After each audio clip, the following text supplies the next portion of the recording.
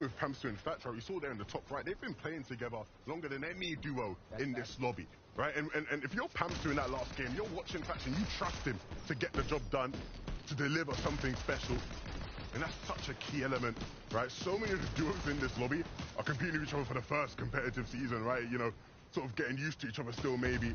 But these guys, they know each other well at the back of their hands. And that goes a long way at the top level. For Dubs though, an except. In session 1, they were super impressive. So we'll see whether they can match that energy now. Certainly doing a good job so far in this fight. Thatch now is hoping and wishing that he can survive this one. Those two just applying copious amounts of pressure and taking Pamsu out along the way. Nicely executed. That had to be hard, though. That had to be very hard. Encrypted and Ducky on one side. And he got Chimp and Spade on the other. And usually we're talking about third parties, but guess what? They sent out 2 extra invites. You got a 4th party as well. And immediately as soon as that one's done, Dubs and Next Step are like, I don't want to be in this situation anymore. I have to be able to get out. I have to rotate. And because they knew who exactly landed at their POI, they knew they got taken out, they know exactly which direction they begin to rotate right back into. You're seeing the red eye being put to good use here. Uh-oh. Big possible opportunity for Clix and Donnie as well. Ocus on the high ground, just melting away Clix's shields, backing him down, but backing him down right back into Donnie.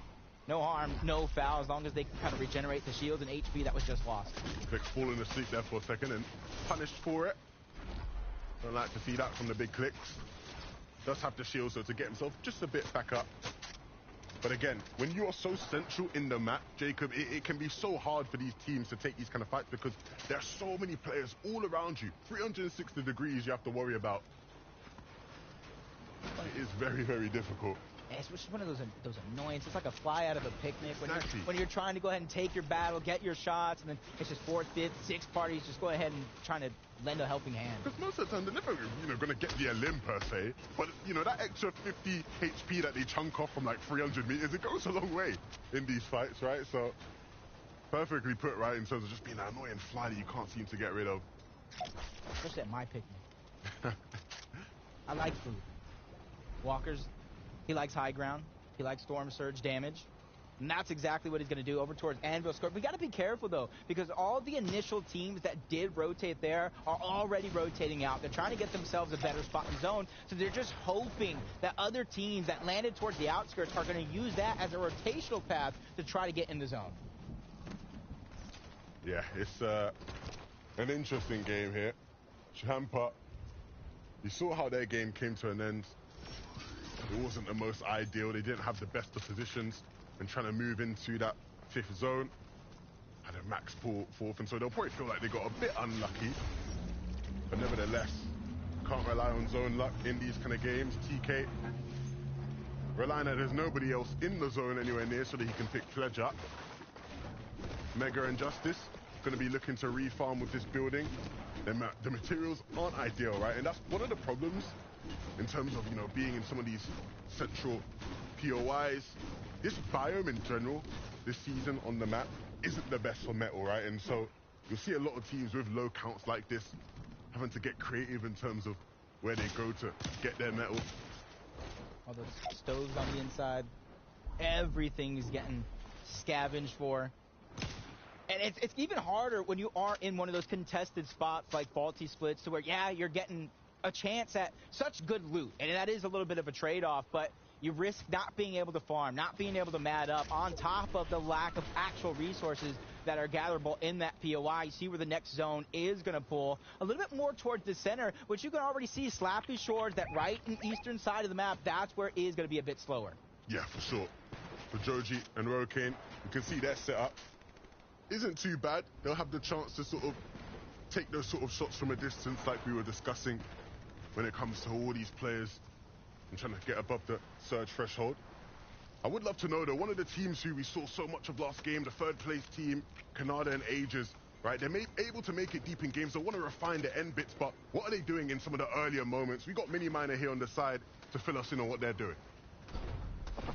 Levendale taking absolutely no risks whatsoever. They're building a huge tunnel at their drop spot, Faulty Splits, giving them so much real estate to get Storm Surge tags. Of course, this also enables them to put some heals safe and collect all of the heals up at the top, so that then, of course, they can use those when they're going for tags and potentially getting hit Beautiful stuff from this duo. Let's see them pop off again. I think that's one of the interesting things to follow, right? The strategies players are using, the small little techniques and tricks that go into making sure you can stay above the surge threshold. Of course, shields go a long way in that, right, Jacob? Because, you know, if you need to deal damage, there's often a good chance you're going to take some damage. And so when you got that extra bit of shields in the reserve, it just allows you to be a bit more zealous in your attempts to be aggressive and take fights. And I get that feeling of deja vu because last time I've really seen a strategy like that pay off. And yeah, it's used. It's a very common strategy. Gather all the heals. That way you can trade shots. The last time it really, really paid off, Seti and Cammy, EU, FNCS Invitational. Throughout 2 days, they got 4 victory royales. And so you got to imagine, at least the blueprint here for Kanata and Aegis has already been laid, knowing exactly what to do, trading those shots. Oh my God, 3 straight tags. Shield just ripped right off. This guy is unreal. You can expect to see him hit shots like that over and over again. That's what the red eye is for. And that's why you'll see a lot of these teams pick it up, just because it allows you to hit shots like that. You're not likely to hit shots like that with an assault rifle, just a regular one. The red eye, though, the extra bit of precision you get being able to aim down sights is huge. Yep. Warrior and ABN, 221 above the damage threshold. They got static rotation next to them, so even though they're not in the zone, they are close by, and they have plenty of options to work with. TK and Pledge, I'm actually really interested in their story for this game. Pledge was taken out early, gone. TK used a lot of time, taking a lot of damage in the storm just to get Pledge back into this one and give him a second chance at life. Yeah, and it's definitely going to have to be, you know, a story of uphill battle, because they are down when it comes to everything. In terms of surge, they're barely above. The materials are horrific at this stage of the game. Absolutely no metal for Pledge, barely any brick. It is not setting up to be the best of games for a duo who has been rather impressive so far this weekend.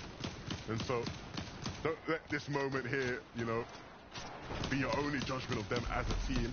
They do have more to show. But this game is never over, right? They can always turn things around. Quick stat, Peterbot and Booger are the only previous FNCS champs competing together today in NAE. And it just goes to show that even though during, you know, regular cups, the off-season and things like that, Booga's not necessarily there, he really rises to the occasion when these big major FNCS is rolling around. That goes to show that nerves are just not a thing for him. They're just not in his body at all, not in his anatomy. Hey, there's a reason many consider him the greatest of all time, right? He's done it in the big stages and he'll continue to do so. Of course, though, this is a big stage and a stage that you'll have to perform on if you want to gain the respect of your region, and these kind of fights are the ones you have to win if you want to make your way there. Boxy and Tetro, they were going for it. Threshold, but he peeks, takes a huge shot back from Chimp and Spade, and they're ready for it now.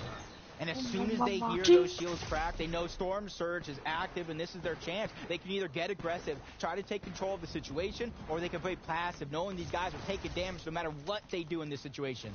Yeah, they are just holding their cool. You can see how they're just sitting on the right-hand peak, sitting on that angle. They're waiting for them to make a move. They'll be ready for it. And you see, shotguns already hitting big shots as well. Chimp, he is excited. You can see it in his eyes. He's hungry, and he'll hit the shot as well. Big stuff. No, cheeky 2 limbs for them as well, making it look easy. Yeah, I believe they kind of went 2 separate directions with that Shockwave Hammer, went into 2 separate full duos. And sometimes that separation is just enough, even though you're trying to play aggressive, but another person who is down and needs to get back up is Clicks. You can see no Shockwave Hammer, no extra resources. Even though they're above the damage threshold, you know a refresh is imminent to come out of them. Yeah, they're looking for it. They definitely see an opportunity. They want to make sure that they have a path towards the zone. This is another game where we see them sort of having to struggle to deal with a bunch of different teams around them. That was perfectly timed. Nave stood no chance. I'm sure he blinked and he didn't even realize he was down with how quickly they took him out. I feel bad, though, because Clicks and Donnie are expecting a treasure trove of goods, and they get an empty pinata. Nothing. They'll take what they can get, right? Beggars can't be choosers. True. Saxon Illis in a similar situation where so many teams rotating past them. And they will do themselves a world of good by picking up this knock, and that's exactly what they will do. Ignat goes down. And that makes their rotation a bit easier in terms of now they are sort of not the prey, they're the predators. They're the ones on the hunt, on the ones on the push.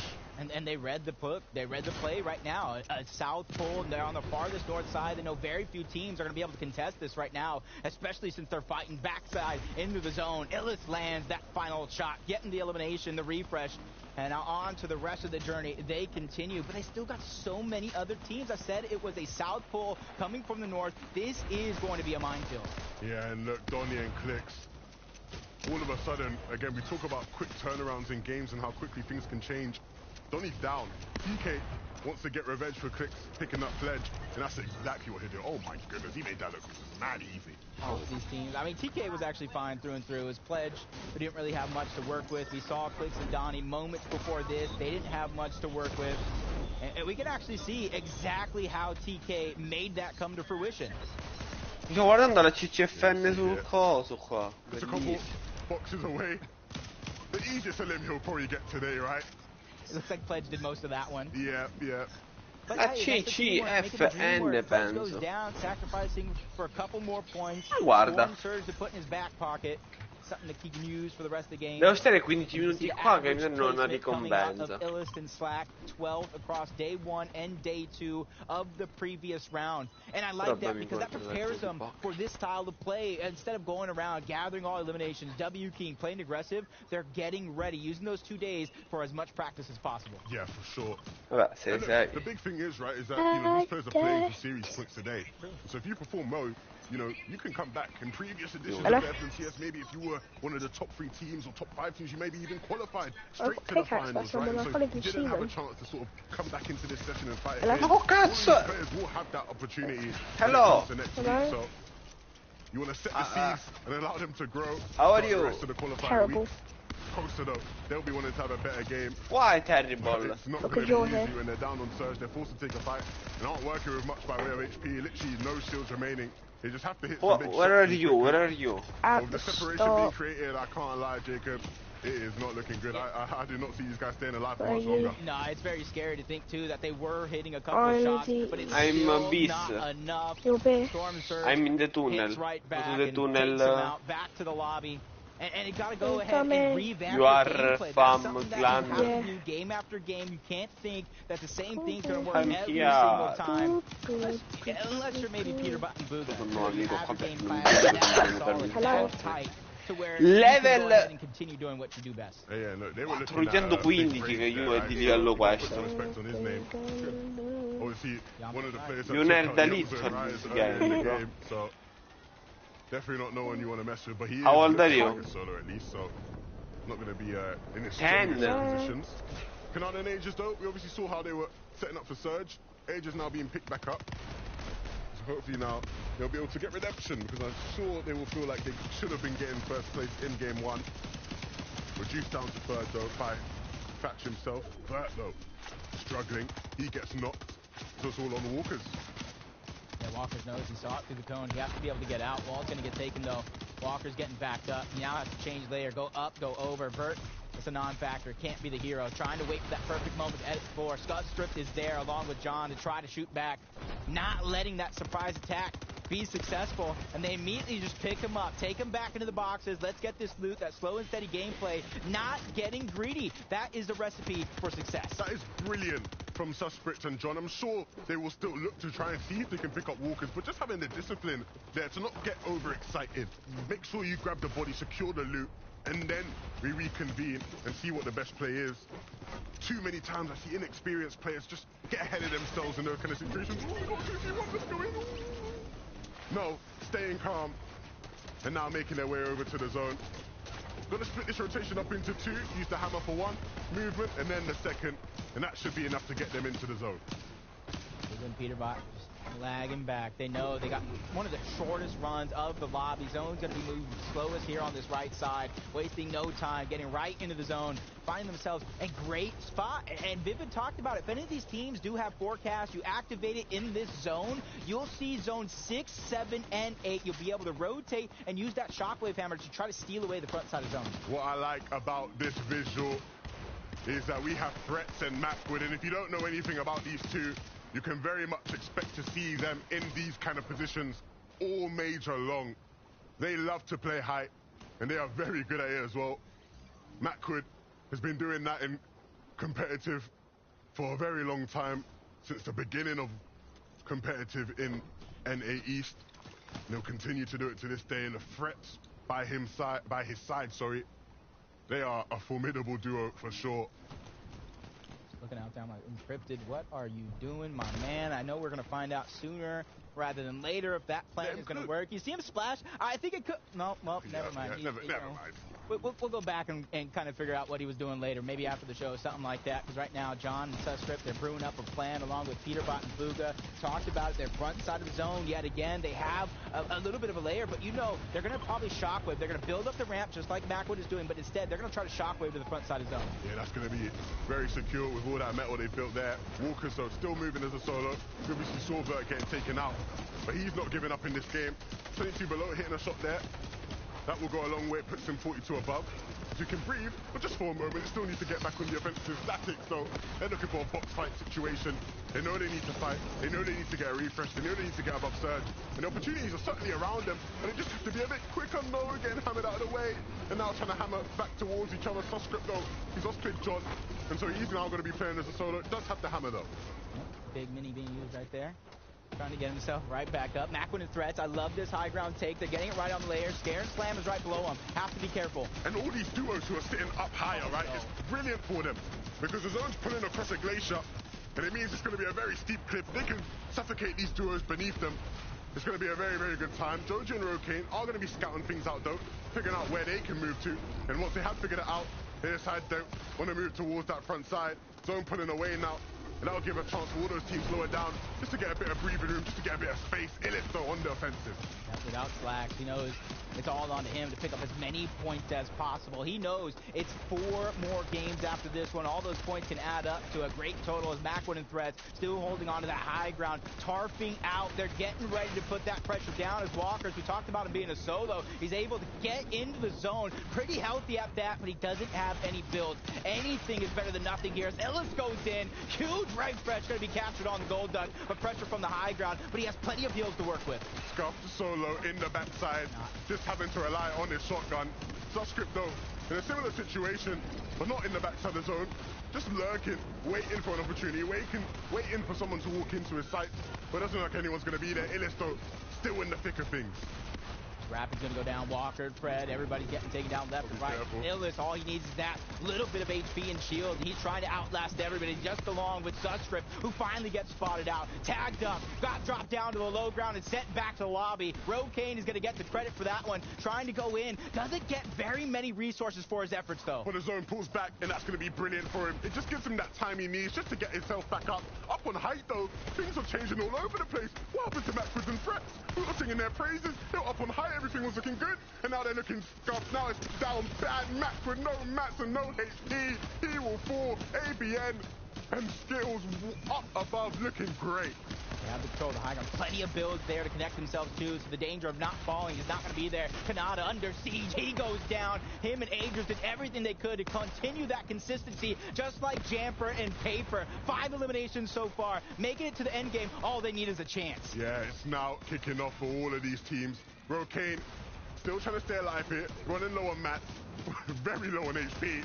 Can he hit a big shot? That's going to be the question he has to answer. Peterbot and Fuga, though, they're looking primed and ready to deal with any of these players who just fall down, walk into their sights. Free loot for them, it seems. Yep, front side of zone. plenty of builds in terms of endgame here to work with to try to stay ahead of everybody else, except cannot say the same. 2 builds, but 2 splashes in the shockwave. He can try to make something happen along with Paper here. 2 different shockwave handlers he needs to work with. Plenty of resources. It comes rain and mass, but bounce to the outside. Goes right back in like a game of ping pong, trying to land the shot, but he gets just enough to get inside zone. Paper hitting just the shot he needed. ABN taking out Booga. Will he take out Peterbot? It doesn't look like it. Peterbot will get his revenge, and now players are falling from all left, right, and center. But it's going to be a bigger limb for Paper. He keeps on hitting these big shots. I don't know how he does it. And now all of a sudden, a solo who had no business really having a big stake in this game looks like he could win the whole thing. Paper beats Rock, and he's hoping everybody down low is just a bunch of rocks. The Scare's trying to go up and over. Paper gets knocked down. Scare doing what he can, but all this damage from the zone. He needs to be able to pop the Medmist. Doesn't get it in time. He goes down. Peterbot making magic happen. 5 eliminations. He has the Medmist as well. This is a 1v1v1 for the game. Peterbot goes up and over. Gets another elimination onto Quanti. 1v1 situation. This is it. This is everything for the game. He has high ground. He's in the zone. Except trying to shockwave up. He gets denied entry. Peterbot with 7 eliminations by himself takes the game. Staying cool, calm, and collected. When Booga went down, he didn't shake, he didn't worry. He held down the fort, and he wins the game. So many solos left in that one, but he was the one that came out victorious. They were looking strong throughout this game, and when Booga fell, it was looking all bad. But when you have Peterbot on your team, one of the best players in the world, when it comes to just being a cool, cold-blooded solo player, and he showed exactly why. Wow. I can just imagine Peterbot standing there right now, eyes closed. Imagine like he's in the Roman Coliseum telling everybody who just watched that, are you not entertained? Look at him just take over. Except he didn't really have a chance at this point. Yeah, it was really over from that moment when you saw him building up. You knew it was going to be a problem. Wow, Peterbot and Booga, a duo that everybody who watches NA knows are them guys. They you know, right? He's him. But when they show it in these games, it really does get you excited for the FNCS. This is what it's all about. Yeah, there was a lot of madness. We know Peterbot and Booga took that victory royale, but the leaderboard has shaken up so much. We need 3 of the best analysts to break it down and let us know where we're at after game 2. Thank you guys so much. My goodness. I mean, this is why Booga picked up Peterbot, right? I mean, the application coming in handy. There it is. I mean, Peterbot, just an insane solo individual, man. I'm sure Booga was like, oh, it's just you. It's fine. You got it. Go ahead. Win the game. I mentioned it, right? Like the trust that is existing right now between this duo, it's insane. And I can tell you right now, Booga was just sitting there and he was watching Peterbot go for it. He was like, yeah, he's got this 100%. I mean, Peterbot was looking clean in this endgame. The moment that you see that it is a full-on individuals battle royale to the finish, you kind of have to root for Peterbot in that instance. And more importantly, even if you go all the way back to the very start of this game, you have to keep in mind, Peterbot and Booga actually did go for the contest this time. Yeah. Last time we saw them actually rotating out of North Slappy for game 1, but for game 2, they took the challenge, they took out Cooper and Sleek early on, and, well, worked out for them. That's right. Here are our standings as they are after game number 2. Agers and Kanata have now moved up. And look at this. 3rd place, Peterbot and Booga up 17 places off a single game. So literally no one is safe right now.